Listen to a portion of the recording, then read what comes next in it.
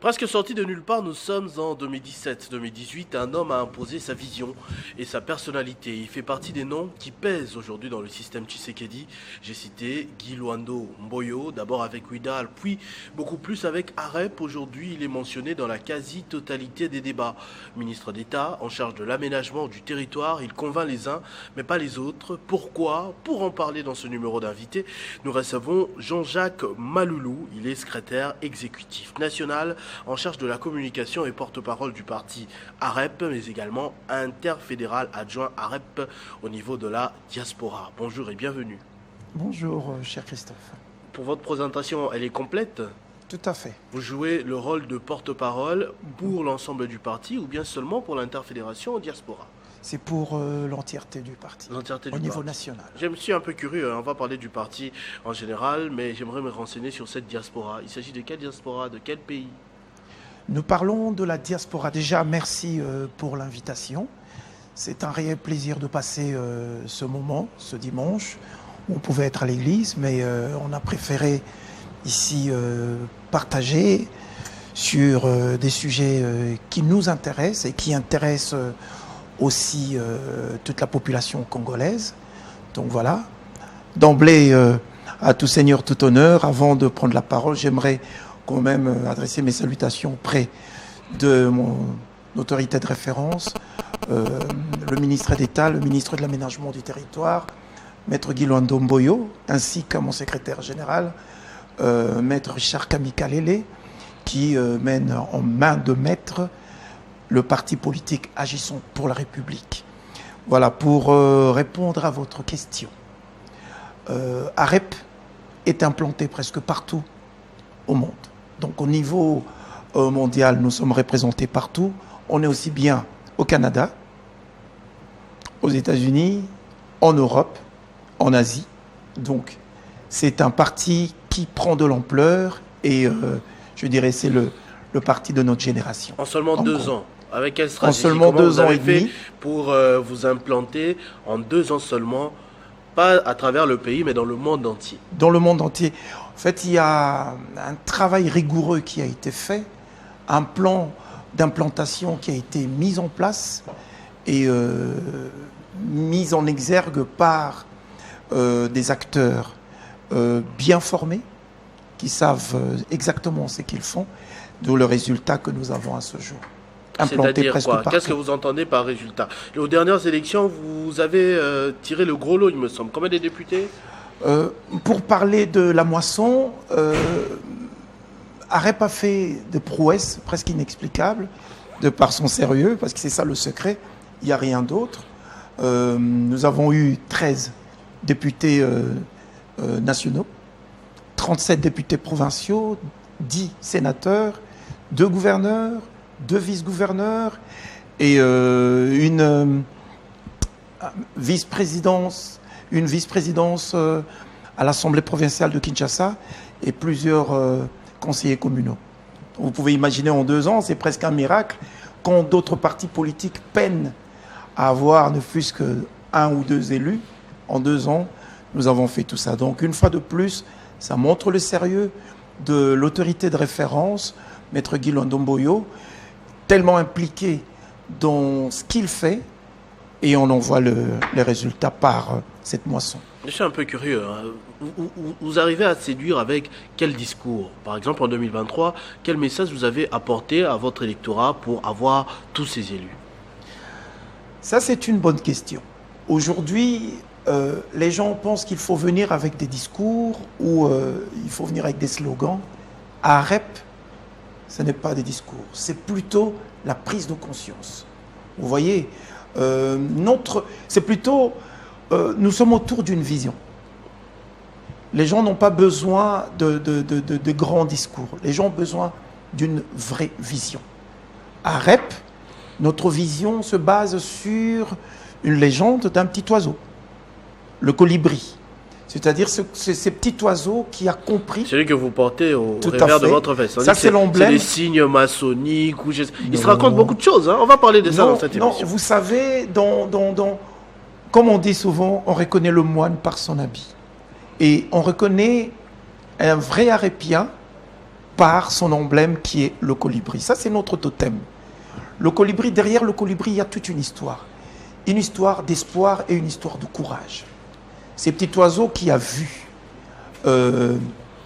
l'incendie dans la forêt, qui était leur espace vital, au lieu de s'enfuir comme tous les autres, le colibri a plutôt décidé d'éteindre le feu, aussi petit qu'il était, avec son bec, et c'est de prendre l'eau à la rivière en faisant plusieurs tours, juste pour éteindre le feu. Et les autres animaux l'ont vu et pensant que c'était insignifiant, mais il y avait un message derrière. Aussi petit qu'on peut l'être, on peut être dans une certaine difficulté, mais nous devons toujours faire un effort pour trouver la solution à nos problèmes. C'est sur ça qu'est basée la vision d'AREP.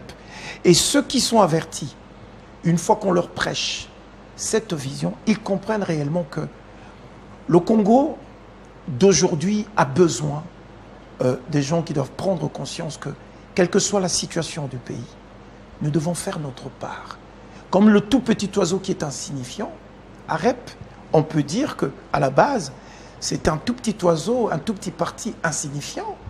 Mais vous voyez la moisson. Donc, on peut être petit et réaliser les grandes choses. Et c'est très important. Là où on peut être en désaveu en se disant, voilà, le pays ne s'en sortira pas, mais ce message d'espoir de ce petit oiseau qui dit, je vais quand même aller à la rivière et trouver des solutions. Tout un chacun d'entre nous, nous pouvons apporter la solution dont ce pays a besoin. Mais si tout le monde, à un moment donné, devient, comment dirais-je, défaitiste en disant Mboko Ekobongate, ça on l'a déjà entendu, et c'est une erreur. Faisons comme le colibri. Et c'est sur cette vision que nous basons notre politique. Et à cela, il y a ce courant politique qui est presque hybride et contradictoire, qui est le social-libéral. C'est-à-dire, sous d'autres cieux, on ne pourrait pas comprendre à quel moment on peut allier le socialisme et le libéralisme, parce qu'ils sont un peu en contradiction. Mais ici, on a voulu faire quelque chose d'inhabituel. C'est-à-dire, dans le socialisme, on a essayé de prendre le meilleur du socialisme. C'est-à-dire, nous voulons apporter de l'aide aux Congolais. Et en même temps, nous voudrions ne pas favoriser l'oisiveté et dire, voilà, moi je veux recevoir de l'aide de la société. Nous avons vu la gratuité de l'enseignement initiée par le président de la République, Félix-Antoine Tshisekedi Tshilombo, qui a eu ses résultats parce que beaucoup de parents n'étaient pas en mesure de mettre les enfants à l'école. Et ça a été, je dirais, un moment de soulagement pour beaucoup de parents qui n'avaient pas les moyens. Mais est-ce qu'il suffit seulement de donner gratuitement pour que la société fonctionne? Je ne pense pas. Et de l'autre côté, je pense qu'il faudrait donner aux citoyens congolais cette envie de lui-même d'essayer de trouver des solutions pour embellir, je veux dire, sa vie au quotidien. Donc ce socialisme, le socio... comment dirais-je, libéralisme vient justement apporter d'une part le soutien aux citoyens congolais et d'autre part lui montre que de par lui-même, il peut aussi générer le bien-être autour de lui.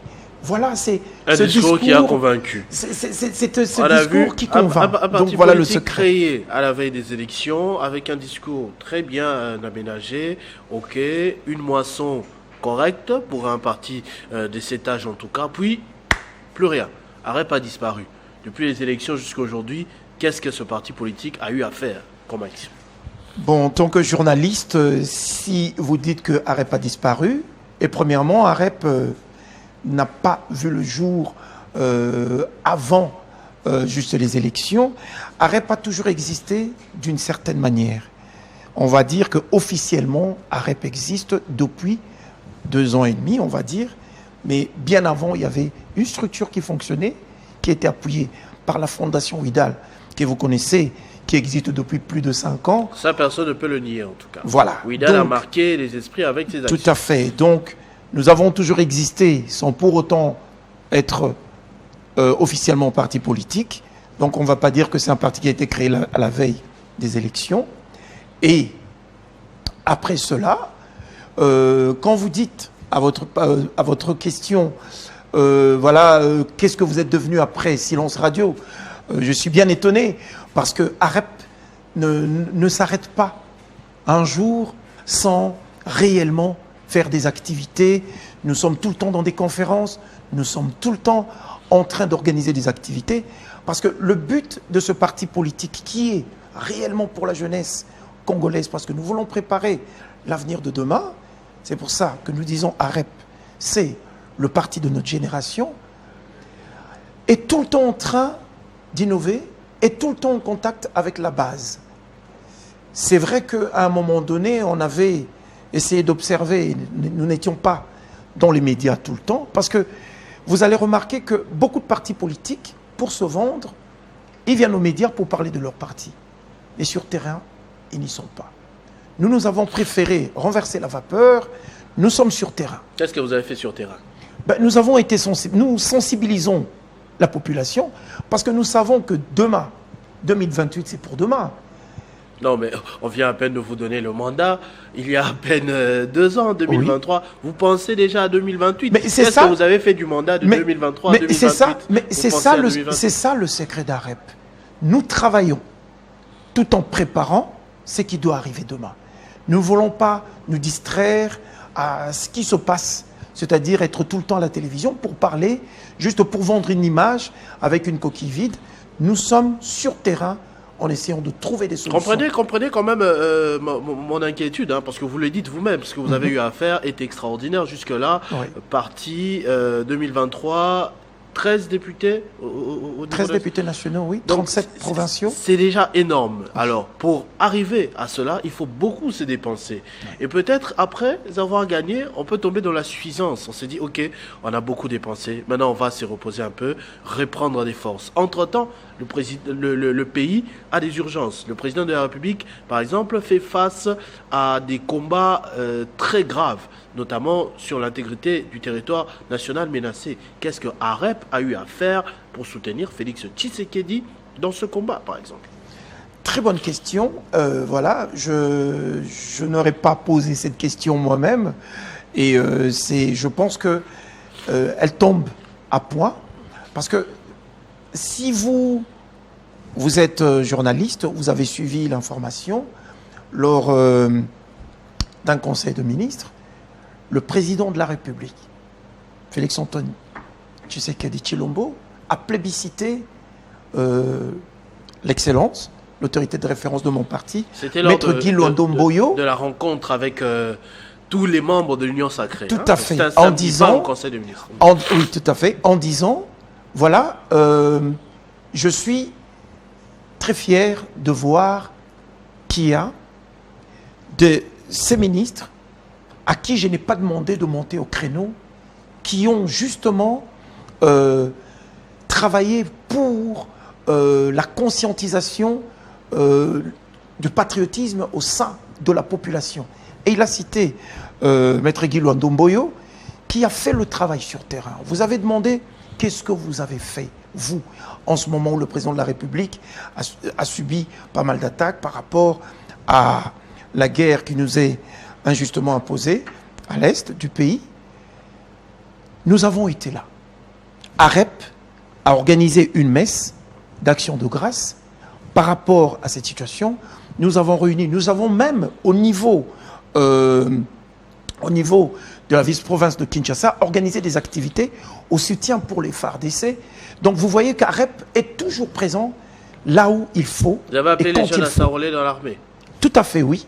Nous avons demandé à ceux qui ont cette âme de guerrier, ou de moins de de la défense de notre territoire, de pouvoir s'enrôler à l'armée pour aider le FARDC à accroître ses rangs, de telle manière que nous puissions avoir plus d'effectifs pour combattre l'ennemi.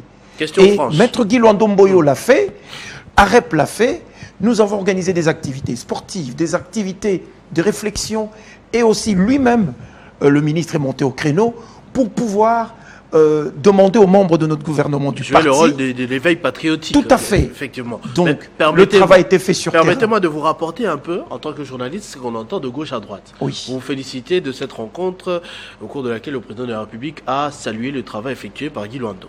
Moi, j'ai entendu des gens, des politiques, je vais même entrer un peu plus loin dans la confidence, y compris de sa province, dire que voilà, le nom de Guy Luando est passé dans la bouche du chef de l'État par hasard, parce qu'il était assis juste devant lui. Alors il a vu, comme il devait citer Jean-Pierre Bemba, alors il a cité Guy Luando à côté, mais en réalité, son rôle n'a été que symbolique. Il n'a pas été pragmatique comme il aurait dû l'être.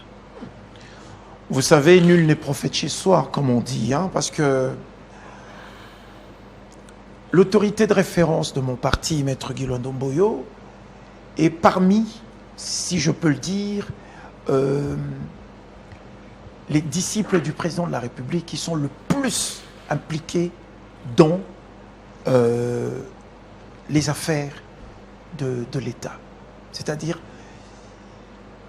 quand il s'agit de soutenir l'œuvre lancée par ou un message ou un appel du président de la République, il est toujours présent.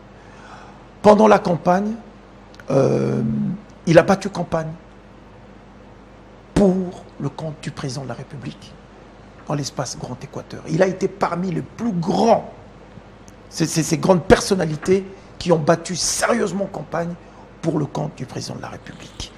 Alors, pour ne pas citer que ça c'est pour montrer sa loyauté indéfectible envers le président de la République. En ce qui concerne les réalisations, je vous ai dit, on a coutume de dire « nul n'est prophète chez soi ». Maître Guy Luando Mboyo est une valeur sûre pour l'espace Grand Équateur. Dans toutes les provinces, bizarrement, dans les autres provinces, les gens pleurent pour avoir un Guy Luando Mboyo dans leur province. Quelle province? Vous avez des preuves? Oh, mais moi je parlerai... Citez des exemples. Je pourrais vous dire, au Congo central, qu'est-ce qui a été fait, non loin d'ici. Vous auriez préféré que Guy Luando soit au Congo?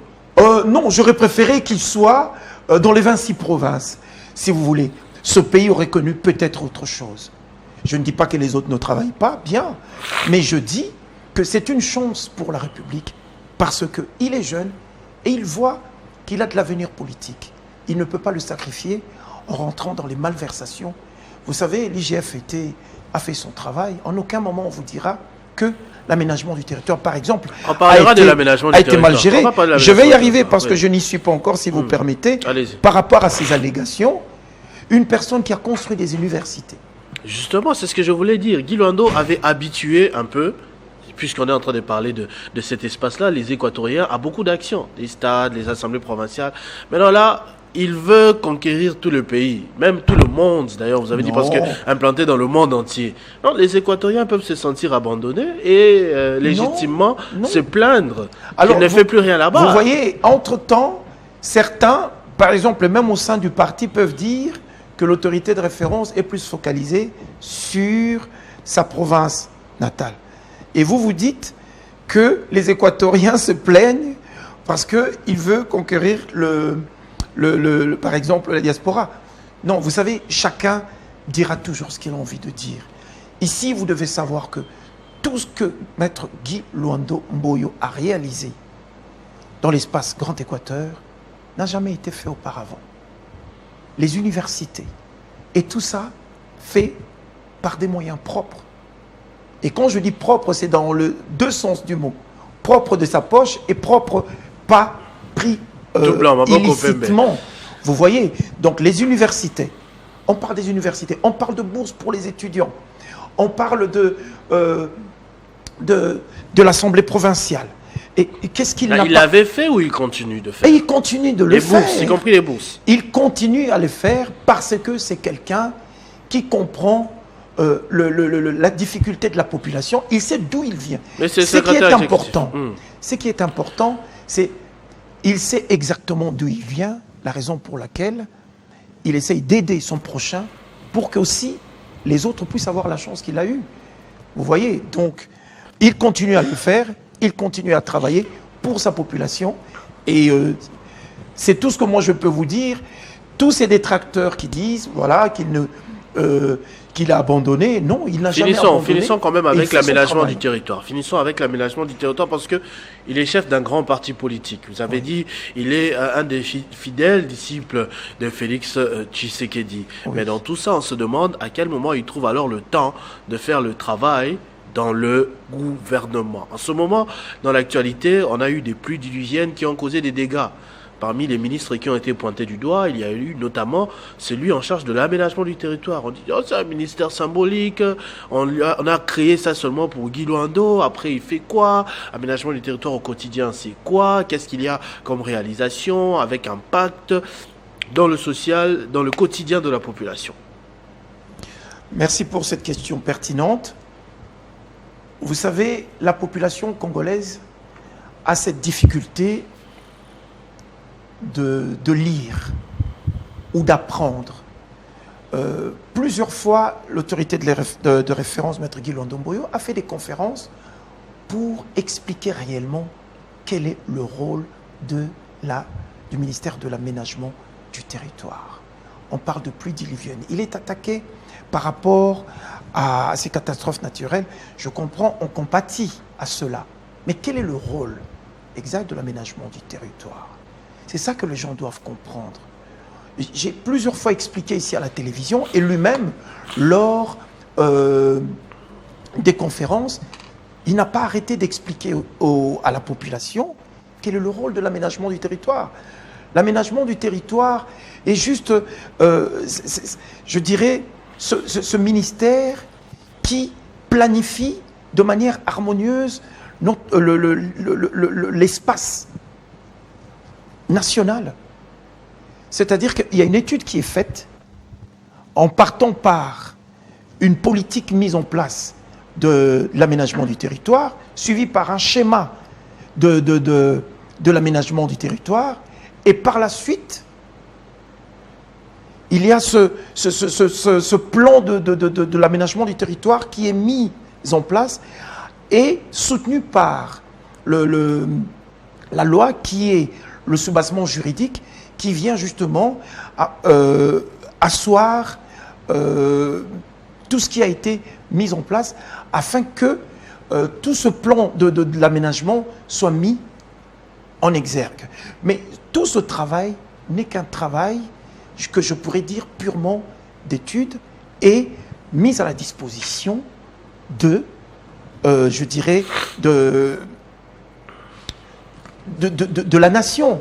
Et maintenant, à qui de droit de prendre tout ce qui a été planifié, tout ce qui a été mis en place avec la loi, une fois promulguée, de pouvoir le mettre en exergue et appliquer de telle manière que nous puissions vivre convenablement dans ce pays. Comment peut-on lier une étude qui a été faite avec les pluies diluviennes, qui en est le responsable? Il faut savoir que Maître Guy Luando-Mboyo est venu juste dans un sac de nœuds, il est venu dépatouiller, mettre les choses à leur place. Depuis 1957, je l'ai tout souvent dit, nous, ici, dans le territoire national, on a toujours vécu avec le décret de l'urbanisme colonial. Et le président de la République a compris en Maître Guy Luando-Mboyo ce fin stratège qui pouvait porter sur ses épaules l'aménagement du territoire. Depuis quand parlons-nous depuis quand existe notre pays? Ça fait plus de 60 ans que le pays existe depuis l'accession à l'indépendance. Mais c'est maintenant qu'on parle de l'aménagement du territoire. Pourquoi on ne parlait pas de l'aménagement du territoire avant? Parce qu'il a fallu qu'on trouve un vrai fils du pays qui aime réellement le pays, qui a travaillé sérieusement sur un projet de mettre en place un plan de l'aménagement du territoire et carrément un schéma pour dire voilà la manière dont nous devons harmoniser chaque chose qui va respecter l'environnement, qui va respecter notre vie au quotidien. Mais il a fait un travail qui voudrait juste être, au final, avoir son homologation à partir de comment dirais-je, la promulgation de la loi sur l'aménagement du territoire. Et après cela, il sera mis en application. Mais il a fait son travail. La population devrait comprendre que chaque ministre a un travail à accomplir. Lui, il a fait le travail qui lui a été demandé. Aujourd'hui, une fois promulguée, cette loi pourrait être mise en exergue et le pays pourrait fonctionner correctement. Tout est cartographié. Tout est schématisé, tout est prêt. Les pluies diluviennes, il n'y est pour rien. Lui, il n'a fait que planifier, mais jusque-là, rien n'est mis en exécution. Il faut voir ailleurs. Il faut trouver le coupable ailleurs. Donc, ce que la population devrait comprendre, c'est que c'est comme un professeur qui a donné cours et que l'élève devrait juste passer son examen. Si l'élève échouait, le prof a donné son cours. Est-ce que c'est la faute du professeur? Je ne pense pas. Donc lui, il a fait son travail d'enseigner, entre guillemets, et maintenant c'est au tour de l'élève de mettre en exécution, les enseignements du maître. Les enseignements Merci reçus. beaucoup, monsieur Donc, voilà. Jean-Jacques Maloulou. On retiendra que Guy Luando, visionnaire, infatigable, déterminé, à la tête d'un parti AREP flamboyant, le parti de cette génération, comme vous l'avez dit vous-même. C'est ce que l'on retiendra de votre intervention en tant que secrétaire exécutif national en charge de la communication et porte-parole du parti AREP, interfédéral adjoint du parti AREP au niveau de la diaspora. Merci beaucoup d'avoir répondu à notre invitation. Permettez-moi, parce que je voulais pour quand chuter, même... Oui, pour chuter, il y a un point qui est très important que j'aimerais quand même souligner. Très rapidement. En ce moment, il y a des détracteurs du ministre de l'Aménagement du Territoire qui n'arrêtent pas de l'attaquer de partout. C'est des jeunes mal intentionnés qui ont été utilisés par certains pour juste nuire à l'image du ministre de l'Aménagement du Territoire, Maître Guy Luando Mboyo. Je voudrais juste adresser un message à tous ces détracteurs. Vous savez, l'espace Grand Équateur a la chance d'avoir Maître Guy Luando Mboyo comme enfant de cet espace-là. Il en a fait énormément. Il faudrait le protéger. Tous ceux qui sont derrière ces calomnies, sachez que cela n'apportera rien parce que le président de la République, comme bon père de famille, connaît tous ses enfants. Il sait très bien que Maître Guy Luando Mboyo, c'est un élève assidu qui fait bien son travail. Si c'est pour ternir son image, ça ne marchera pas. Il y a certains qui disent que ce sont des activistes qui sont là pour défendre. Juste après qu'il soit plébiscité par le président de la République, on n'a pas arrêté de l'attaquer. Je voudrais que les gens comprennent que on ne peut être plébiscité que quand on fait du bon travail. Que ceux qui vous envoient pour attaquer le ministre de l'Aménagement du Territoire fassent leur part, qu'ils fassent leur travail, afin qu'à leur tour, qu'ils soient plébiscités par le président de la République. Merci beaucoup. Merci beaucoup. Monsieur Jean-Jacques Maloulou. Merci également à vous d'avoir suivi ce numéro d'invité de la rédaction de Télé 50. Restez fidèles à nos programmes. Vivez heureux, vivez 100 ans, mesdames et messieurs.